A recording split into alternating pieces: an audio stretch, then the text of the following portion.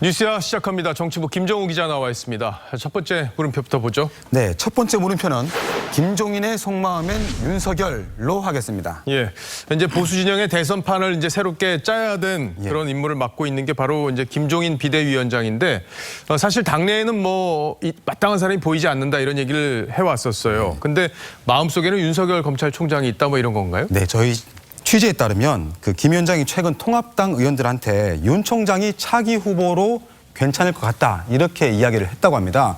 우선 야권 대선 주자들의 현재 지지율 상태를 보면요. 2%를 넘긴 사람이 한 명도 없습니다. 거의 지리멸렬 수준의 씨가 말랐다는 표현도 나오는데요.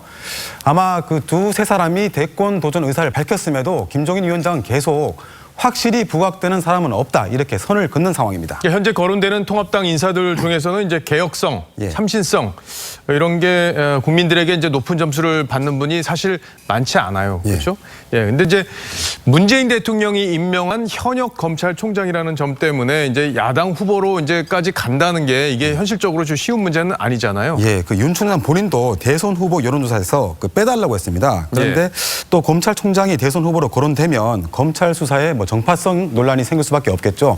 그래서 먼저 김 위원장이 윤 총장에 대해서 어떻게 이야기를 하는지 최근 TV조선 인터뷰를 한번 들어보겠습니다.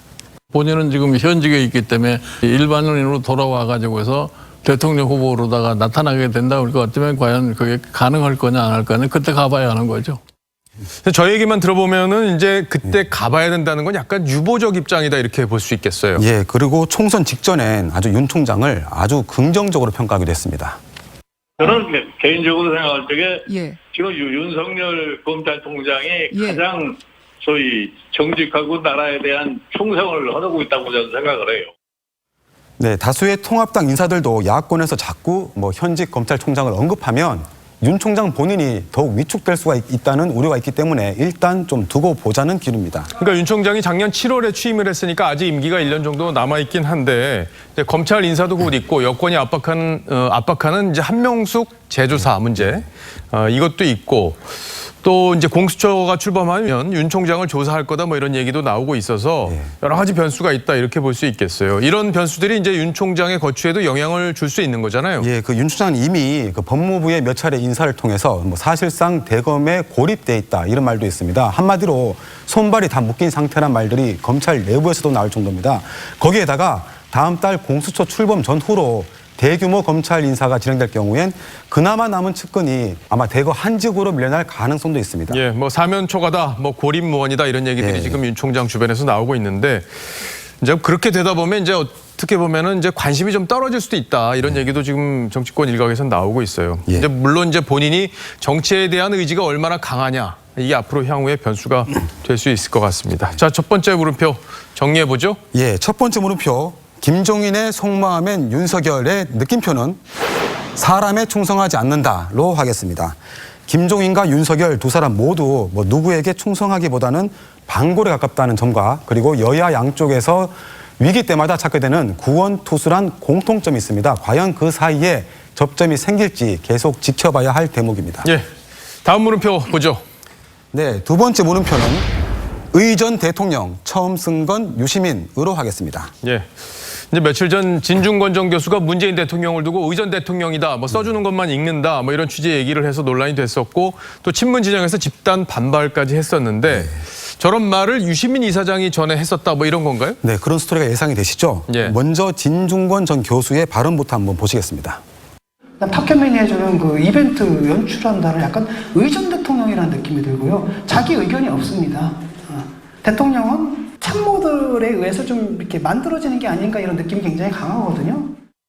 그러니까 청와대는 연설비서관이 따로 있기 때문에 이제 비서실에서 원고를 쓰고 대통령이 이제 나중에 보고 고치고 또 첨삭도 직접 하고 이런 구조일 텐데 진중권 전 교수가 이제 의전 대통령이다 이렇게 표현한 건 좀 과한 거 아니냐 이런 얘기도 지금 나오고 있죠. 예, 맞습니다. 그런데 진중권 전 교수가 SNS에서 이 표현의 저작권은 자신이 아니라 유시민 씨에게 있다. 이렇게 한 부분이 주목을 끌었습니다. 그리고 그분은 왜 대통령을 비판하면서 품격과 예의도 없이 폭력적이고 상스러운 표현을 내 무의식에 남겨놨냐. 그리고 그렇게 해서 곤욕을 치르게 하셨느냐. 이렇게 말을 했습니다.